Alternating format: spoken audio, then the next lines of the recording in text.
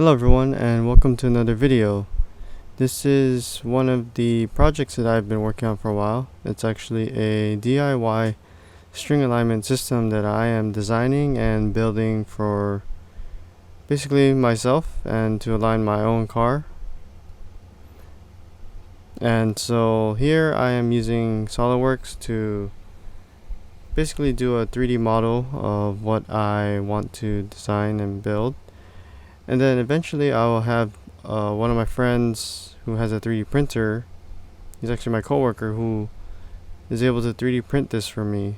And so my goal is to try and design something in SolidWorks, have it printed, 3D printed, and then as far as the material and everything, I will gather the material myself, which I will go over in the next video.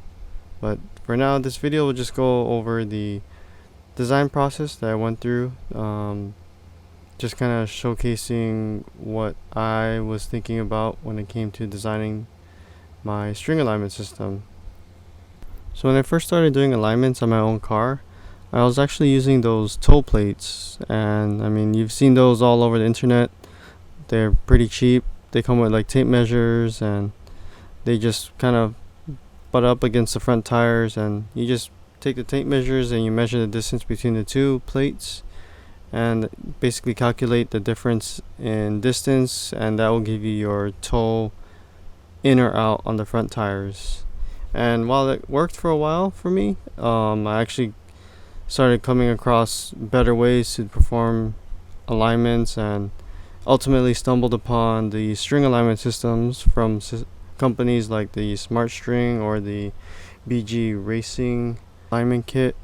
And after going through some of their designs, I looked at it and I thought, it looks pretty simple to design one myself, and there's tons of other people who have done their own string alignment designs there as well.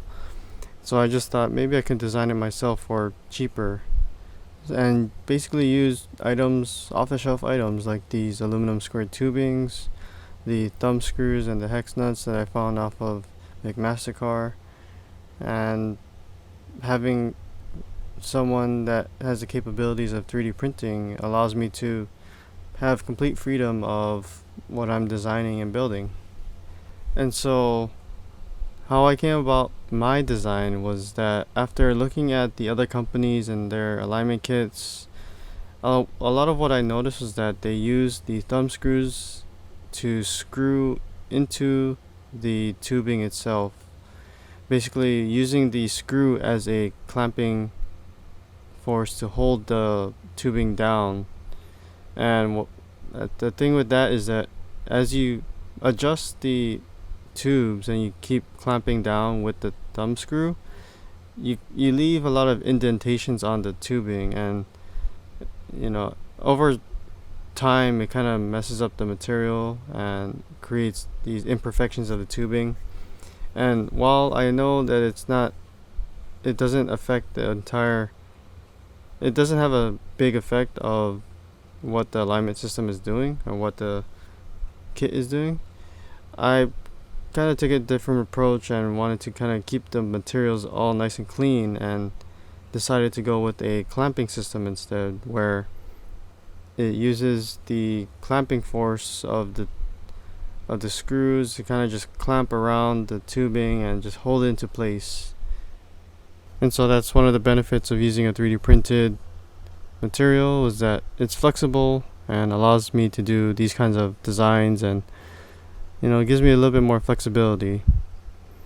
And so I'm just doing a quick assembly of the thumb screws. These are actually different thumb screws that I found that actually work better, at least for what I was using them for.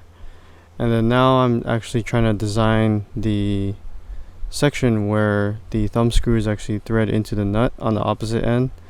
And I'm just basically gonna kind of cut the material away and make it a lot narrower on the top so that it basically meets up and allows the screws to screw together and then clamp the material together. So I initially had the hex nuts drawn out in this orientation, but I actually needed to rotate them a little bit So I'm just redrawing the hex nuts here, just turning it so that the top and bottom actually flat instead of pointed. I just figured it worked out better this way, at least for my design. And the hex nuts that I'm using are actually a 10/32 hex nut, and the thumb screws are also 10/32 as well.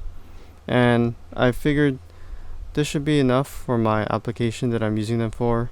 They won't see any major loads other than the clamping force to hold the tubings in place. So I figured it should be sufficient enough to hold the tubings and everything else in place.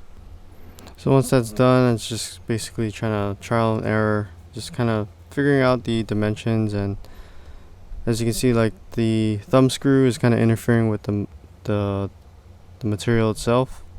So I had to go back and modify the part so that it's able to turn without any interferences. And it's just a lot of back and forth and just kind of seeing what needs to be worked on, what needs to be adjusted so that it works perfectly when it's all assembled and ready to go. And it's kind of just the process of designing, 3D designing, or any type of designing work. It's just a matter of just trial and error and just kind of making sure that what you're doing works at the end.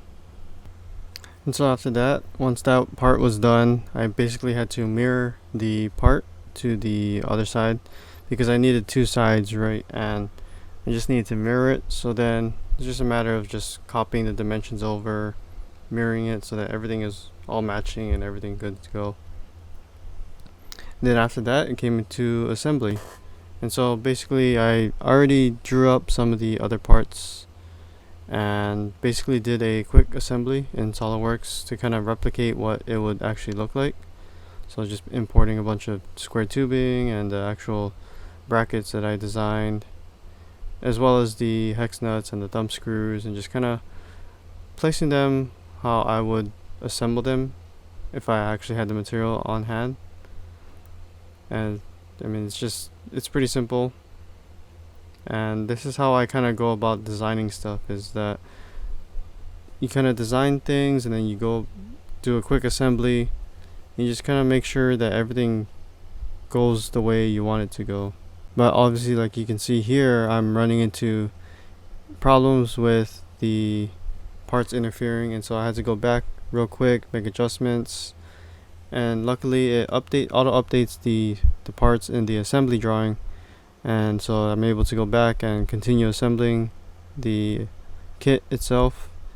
And that's how I go about anything that I design, really.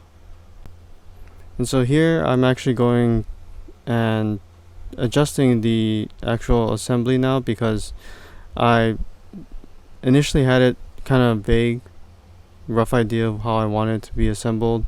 But now that I got actual measurements of how long I need to cut each square tubing and what I need to do to make it to fit onto my car, I'm actually going back to adjust it now. And the same goes for those brackets that I actually designed. As you saw, they look a lot different than what I initially drew up. And that's because I was talking to my coworker who does 3D printing and was trying to get a good idea of the best way to orientate these parts on the 3D printer, and if any additional support material needed to be added so that it would print properly. And so because of that, I went back and redesigned it so that there's actually more surface area, so it looks a lot more boxy now. But that kind of helps with just the 3D printing process. And so I sent those files over to my coworker and printed them out, and here they are. And so they're pretty close to what I drew up. There's a few imperfections here and there, but that'll get fixed in the next video. So stay tuned for that. That will be coming out sometime soon. But basically I'll go over the whole assembly process and putting it together to try and get it ready for an alignment on my car. So with that being said, thanks for watching, guys. Be sure to like and subscribe and stay tuned for more videos, and I'll catch you in the next video. Alright, shoots.